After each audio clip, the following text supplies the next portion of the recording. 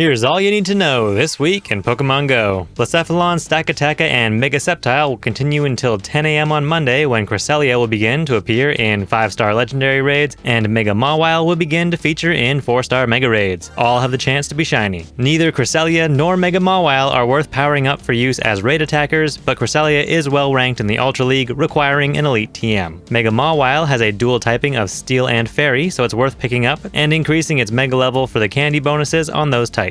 Raids will next change on Thursday, May 1st. At 6 AM on Monday, a timed research for the lead up to Dynamax Entei will become active, awarding a Dynamax Sobble, Candy, and Max Particles, along with the bonus of a 25% reduction to the MP cost for unlocking and powering up Max moves. Sobble will feature in the Max Monday hour from 6 to 7 PM, with Krabby, Chansey, and Squirtle available along with Sobble for the entire week. Inteleon has a Gigantamax to be featured sometime in the future, but if you're in need of a damage dealer against Dynamax Entei over the weekend, the Dynamax version of Inteleon is better than nothing, and you'll have a lot of opportunity to build up your candy supply if you regularly do max battles. The Pokemon Horizons Celebration event continues until 8 PM on Tuesday, so be sure to claim any rewards from the timed research or collection challenges before they expire. On Tuesday at 1 PM Pacific Time, the active Go Battle Leagues will become all 3 standard open leagues. You can check the GBL schedule in-game to see what's coming up and for when the leagues change in your local time zone. The weekly Spotlight Hour runs from 6 to 7 PM on Tuesday and will feature Morelull. For 1 hour, it will be everywhere in the wild at a boosted spawn rate, and the active bonus will be 2 times Catch Stardust. Morelull has a low catch rate, but it's worth using berries and Ultra Balls because it is a Stardust boosted Pokemon. This makes it a great time to use a Star Piece and catch as many as you can for the hour. Shiinotic isn't useful, but you may as well Mega Evolve a Grass or Fairy type for extra catch candy while you're at it. PokeStop Showcases will end on Tuesday and Sunday at 8 PM, likely featuring event-themed Pokemon. Enter them for easy Stardust and XP, and you could win premium items. The weekly raid hour runs from 6 to 7 PM on Wednesday and will feature Cresselia. Any 5-star raid boss caught during a raid hour will award a Rare Candy XL. An instant raid will appear on most gyms if there are players nearby with the game open. The raid will last 25 minutes, then there will be a 5-minute break before the next 25-minute raid will appear. If you're looking for some last-minute counters to use, Gengar with Shadow Claw and Shadow Ball is the most accessible. Otherwise, just bring your best Bug, Ghost, or Dark types for use against Cresselia's pure Psychic type. Beginning at 10 AM on Thursday, the Sweet Discoveries event introduces Applin and its evolutions to Pokemon GO. The active bonuses for the event will be 2 times Catch Candy, berries awarded for catching Delibird or Squavette, and the first 3 eggs hatched while using the Pokemon GO Egg Widget will have a 1/2 egg hatch distance. There will also be increased shiny odds on Delibird and Squavette in the wild, and those 2 along with Cherubi in the eggs. Plus, apples.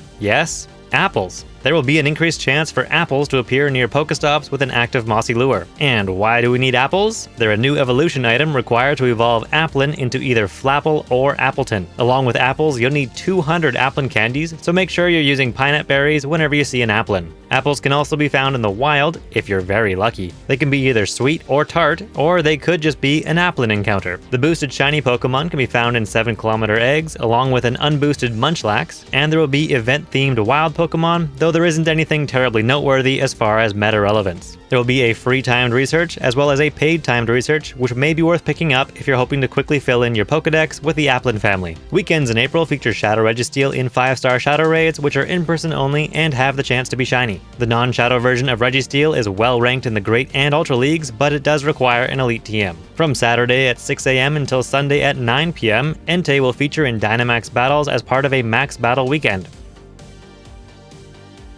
The bonuses active during the event will be 2 times max particle collection limit, 1/4 distance to earn particles from walking, power spots will refresh more frequently, and you'll receive 8 times the usual particles from power spots. The discounted MP bonus for unlocking and leveling up max moves will continue throughout the event. G-Max Kingler will be the top damage dealer for the max phase against Entei, but D-Max Inteleon and Excadrill can fill in that spot if needed. Blastoise will be an excellent choice as a tank, with Blissey or Charizard being decent choices as well. As always, build up the max meter with your starter or sacrificial tank, then shield up using your main tank and switch to your attacker during max phases unless your main tank needs to replenish shields. Entei is a solid fire type raid attacker, especially in its shadow form, and does not require an Elite TM to be most useful, so it will be nice to drop into a power spot and earn some extra candy. At 2 PM on Sunday, Vanillite will feature in a community day. The bonuses during the event, which are active from 2 to 5 PM, include boosted spawn and shiny rates, 2 times catch candy, 3 times catch XP, 2 times candy XL chance, 3-hour lures and incense, and 5 snapshot encounters. From 2 until 10 p.m., you can do one additional special trade, and all trades will cost 50% less Stardust. You'll then have a full week to evolve any Vanillish into Vanillite that knows Avalanche. Also lasting for a week will be a timed research that will award one Vanillite with the Might and Mastery special background at the same boosted shiny chance as the community day itself. The $2 paid special research will get you a premium battle pass, a rare candy XL, and 3 encounters with special background Vanillite, and some additional encounters and items. And as always, there will be paid bundles in the shop where you can get elite TMs. Vanillite is going to improve in the ice type rankings thanks to Avalanche, so if you're still building out an ice team, you may as well build one or two, though it still won't outrank something as accessible as Glaceon. Don't worry about IVs and evolve them only if you caught them at a high level so you don't waste any Stardust. And be sure to Mega Evolve an ice type for extra catch candy if you have one. The weekend PokeStop Showcase will end at 8 p.m. on Sunday, and the Sweet Discoveries event will continue until next Tuesday at 8 p.m. The seasonal bonuses for Might and Mastery will be active until June 3rd, and that's it for the week ending Sunday, April 20th, 2025. For overtime this week, I want to start by talking a bit about IVs. I've mentioned many times how they really don't make that much of a difference when it comes to actual gameplay. One could make the argument for PvP, where the difference between optimal IVs and subpar IVs can be the difference between a win or a loss,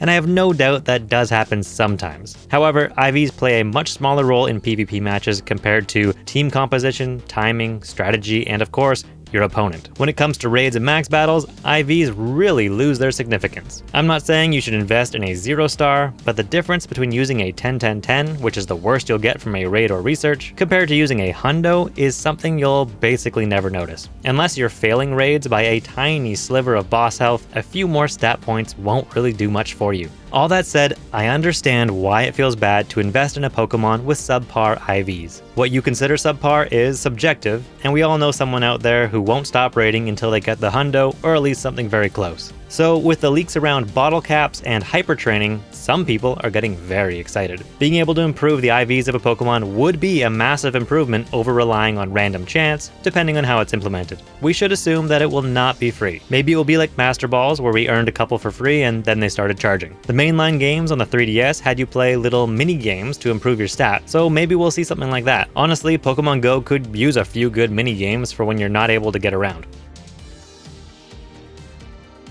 I could also see bottle caps being a reward in the monthly Go Pass, and in that case, for anyone who spends money on raids or eggs each month in the pursuit of hundos, bottle caps could provide a more affordable method with less anxiety. I still won't encourage anyone to spend money hunting for better IVs, but I realize that the goal of a collection game like Pokemon Go, for many people, is to curate a collection of rare specimens of high quality. And I suppose the quality of any given Pokemon comes down to the IVs. That's all fine, but I would also like to see more features that reward social gameplay and exploration. For example, it seems obvious to me that trading away a best buddy should reward something. It could be similar to a lucky trade, where there is a high IV floor and a discount to the cost of powering up. That way, when you and a friend have a Pokemon you'd like to trade, you don't need to wait until you randomly go lucky. You could both bring that Pokemon up to Best Buddy instead, and then trade them. It's still a big time investment, and I think way more engaging. In general, I want to see more gameplay mechanics that reward participation rather than random chance. And it really is time for some kind of global trade system. Even if there was a huge limit on it, like needing to be best friends and only getting one global trade per month, or even a huge Stardust cost for doing it. I think giving people a reason to build and maintain long-distance communities can help the game remain relevant, even if the player base contracts. Even one global trade per season would be better than nothing, and hopefully under Scopely,